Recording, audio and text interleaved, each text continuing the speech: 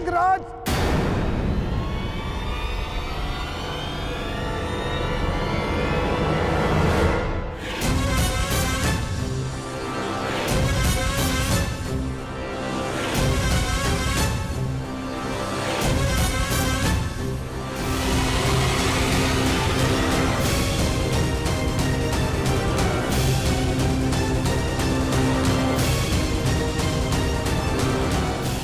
रक्षा करो अंगराज, रक्षा करो।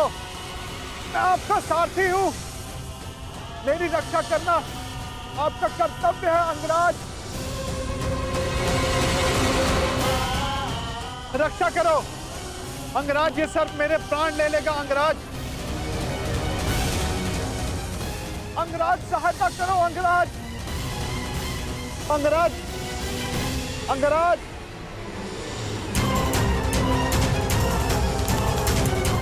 अंगराज, ये सर्प अपनी कुंडली कसता जा रहा है अंगराज।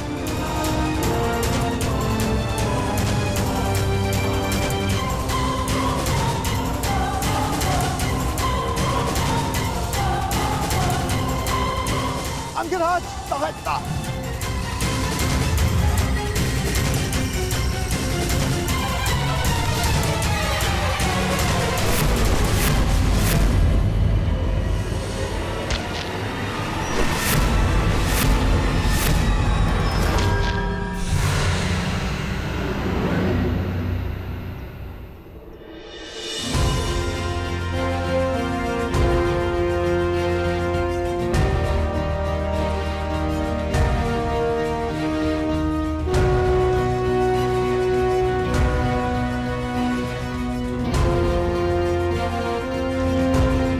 ठीक हो तो चलें। जलधारा के जीवों को नहीं मारा, परंतु इस सर्प का वध कर दिया। क्यों? तुम जीवित रहना नहीं चाहते क्या? निसंदेह, परंतु वो सर्प भी जीवित रहना चाहता होगा अंगराज। मेरा तात्पर्य ये है, अभी कुछ ही देर पहले रक्तपात से बचने वाले, शांति और अहिंसा का समर्थक होने वाले अंगराज ने इस समय भिन्न व्यवहार क्यों किया? क्यों उस सर्प का वध कर दिया? क्यों अशांति की? क्योंकि परिस्थितियां भिन्न थी। हाँ, मैंने उस सर्प को मारा क्योंकि उसने तुम पर आक्रमण किया। शांति भंग उस सर्प ने की, मैंने नहीं।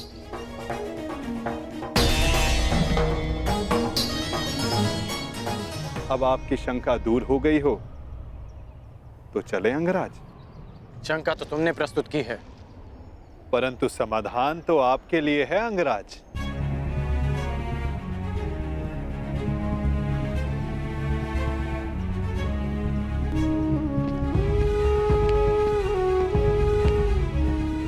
वास्तविक शांति और मिथ्या शांति में अंतर कर पाने की योग्यता, दृष्टिगत से परे देख सकने की क्षमता जो तुम में है, वो हर मनुष्य में नहीं होती। मैं प्रभावित हुआ।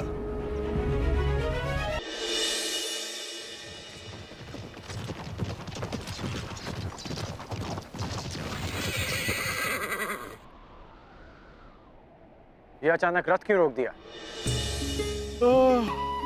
निद्रा का अनुभव हो रहा है अंगराज।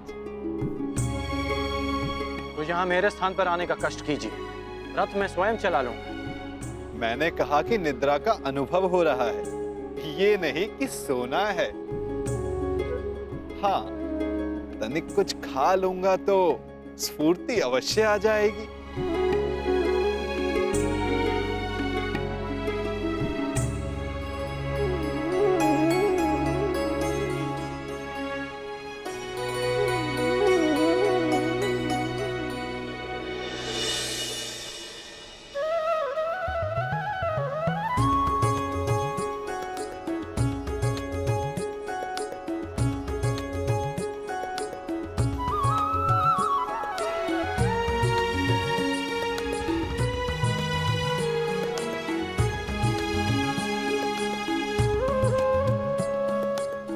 ये पात्र कहां से आ गया?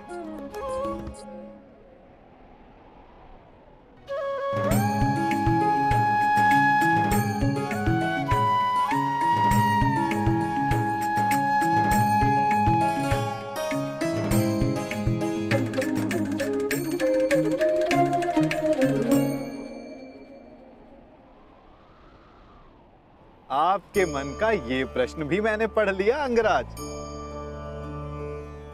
यात्रा कितनी लंबी होने वाली है ये यात्री कहाँ जानता है। इसीलिए ऐसे समय के लिए ये माखन मैं हमेशा अपने साथ रखता हूँ। ये मुझे ऊर्जा और स्फूर्ति देता है और साथ साथ मन भी सचेत रखता है। खाओगे? खा लो। ठीक है, तुम इतना कह रहे हो तो खा लेता।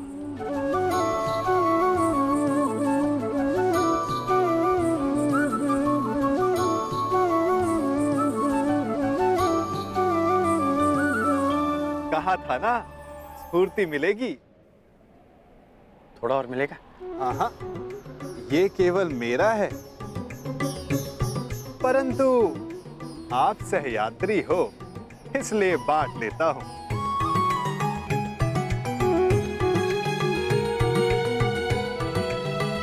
कभी सुना है आपने कि माखन और दूध में शत्रुता हुई है? इस बात का क्या तात्पर्य है मैं समझा नहीं। क्या पूछना चाहते हो? यही कि वासुदेव कृष्ण से युद्ध करने क्यों जा रहे हो? यही कि वासुदेव कृष्ण से युद्ध करने क्यों जा रहे हो? जबकि समान गुण वालों को मित्र होना चाहिए। अच्छा, हम दोनों में क्या समानता है बताओ?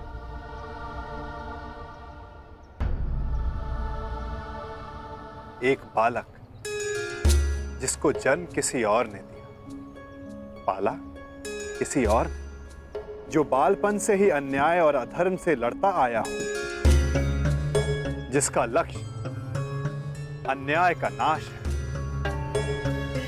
जिसने प्रेम किसी से किया और विवाह किसी और से करना पड़ा, और अब धर्म संस्थापन के लिए अथक परिश्रम कर रहा है। अब आप ही बताओ, क्या ये समानताएं नहीं है? कुछ असमानताएं भी हैं हमारे बीच। कैसी असमानताएं अंगराज? कृष्ण को जन्म किसी और ने दिया और पाला किसी और ने, परंतु मुझे मेरे सगे माता पिता ने पाला है। निस्संदेह, परंतु लक्ष्य दोनों का समान है। इसीलिए इस यात्रा में एक दूसरे का सहायक होना चाहिए, विरोधी नहीं। कदाचित हम दोनों एक ही पक्ष में होते हैं। यदि मैं जरासंध को वचन नहीं देता कि मैं कृष्ण के विरुद्ध उनकी सहायता करूंगा। युद्ध में सम्मिलित होने का वचन दिया है या कृष्ण के विरुद्ध युद्ध करने का अंगराज? मैं समझा नहीं।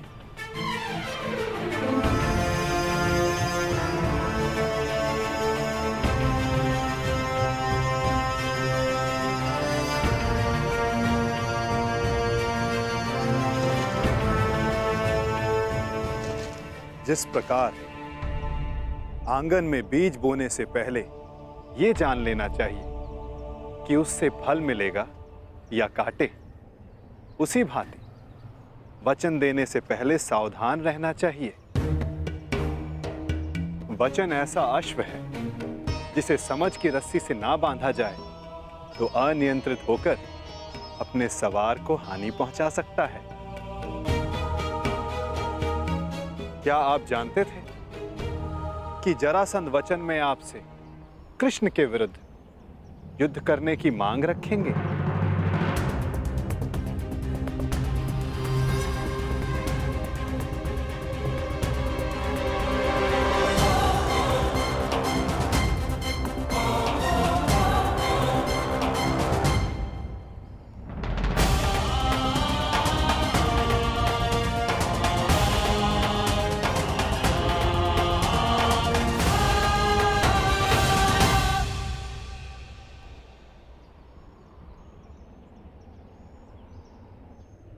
मैंने अपना कार्य पूरा किया अंगराज। आपको समय पर युद्ध क्षेत्र पहुंचा दिया मैंने।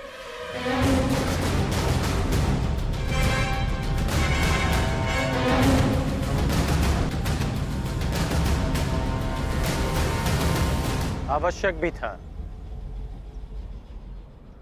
क्योंकि हम दोनों के यहां आने से पूर्व युद्ध प्रारंभ नहीं हो सकता था। तो आपको लगता है कि जरासंध आपके बिना युद्ध नहीं करेगा? मेरे बिना जरासंध युद्ध प्रारंभ कर सकता है, परंतु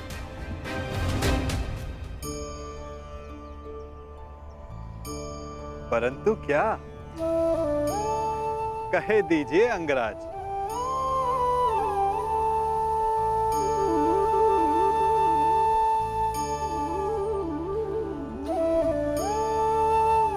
कहने की आवश्यकता नहीं, सारथी हैं आप, सचेत भी हैं, तो अपने रथी का मन पढ़ लीजिए। सारथी का कार्य पूर्ण हुआ, परंतु रथी की तीसरी परीक्षा अभी शेष है।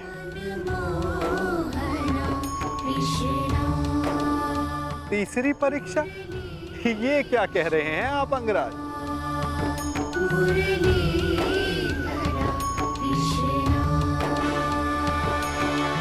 वही जो आप ना समझने का अभिनय कर रहे हैं।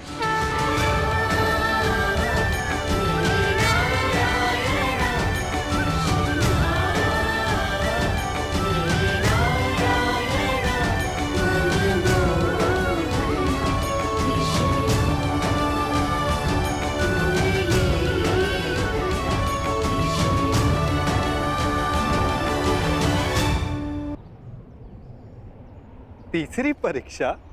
ये आप क्या कह रहे हैं अंगराज?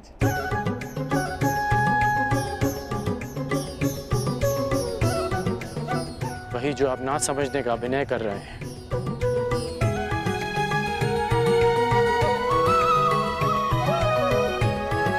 मेरे गुरु परशुराम ने मुझे मानव के त्रिगुण व्यवहार को समझने का ज्ञान दिया है।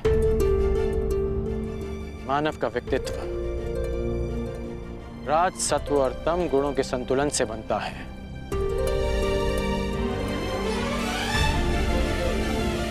कहते जाओ अंगराज, मैं सुन रहा हूं। रजगुण मनुष्य को स्वार्थी बनाता है।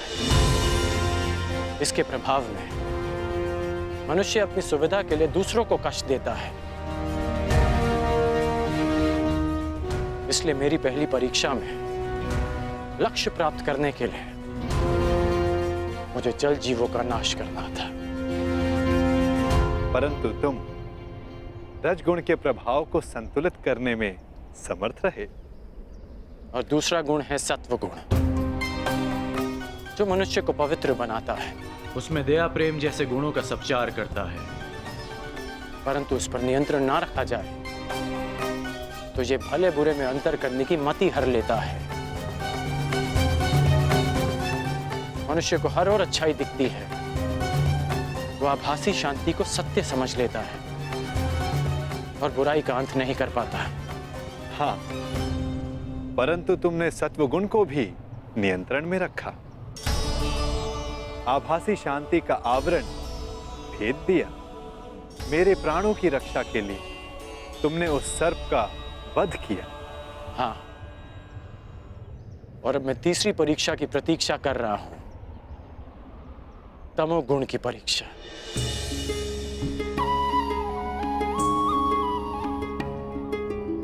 उत्तम, परंतु ये किसने कहा कि तम गुण की परीक्षा अभी चल नहीं रही है?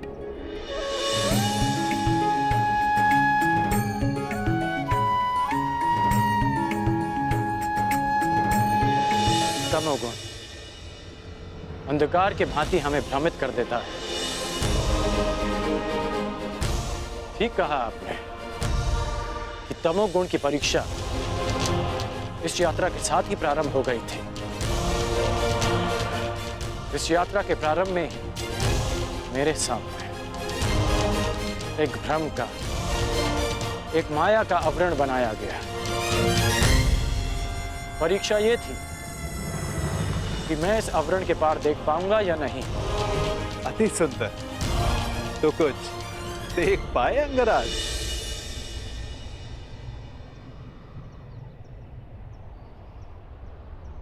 सबसे पहले इस नाटक के सूत्रधार को देखा, नटवर को देखा।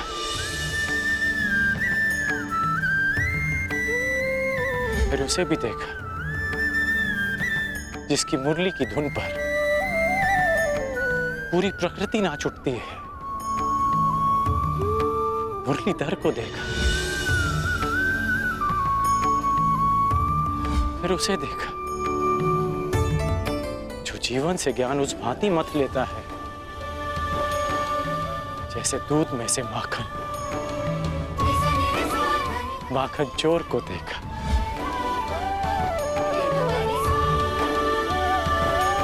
और फिर उसे देखा जिसके ये सब रूप हैं।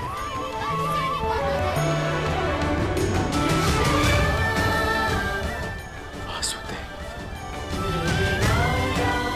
मैंने वासुदेव को देखा।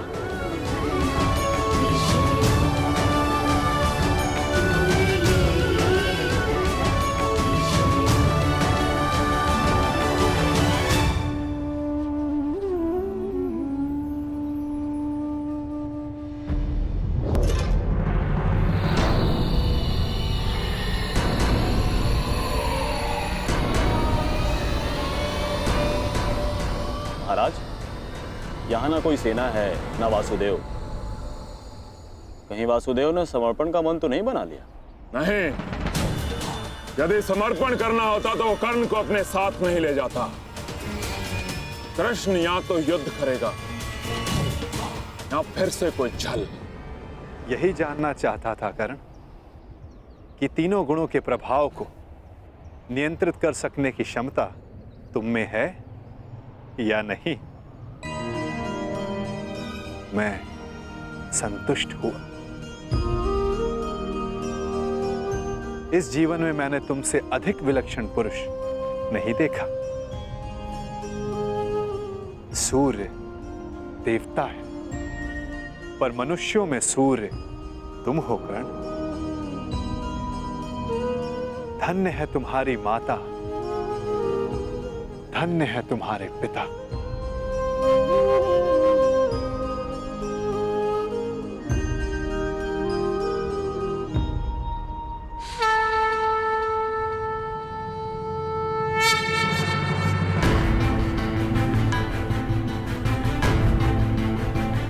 युद्ध की पुकार आ गई है कर्ण। मुझे जाना होगा। युद्ध में सम्मिलित होने का वचन तुम पूरा कर चुके हो। अब यह तुम्हारा निर्णय है कि तुम मुझसे युद्ध करोगे या मेरे पक्ष में रहोगे। जो भी निर्णय लेना सोच समझ कर लेना कर, क्योंकि आज का लिया गया निर्णय भविष्य का निर्धारण करेगा।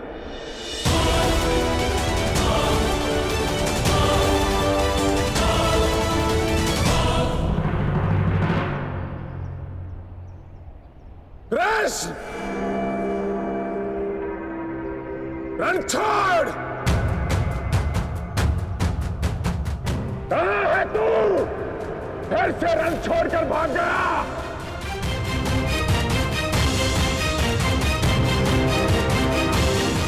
देख रहे हो, सबके समक्ष खड़ा हूं मैं, फिर भी सब मुझे ढूंढ रहे हैं, पुकार रहे हैं।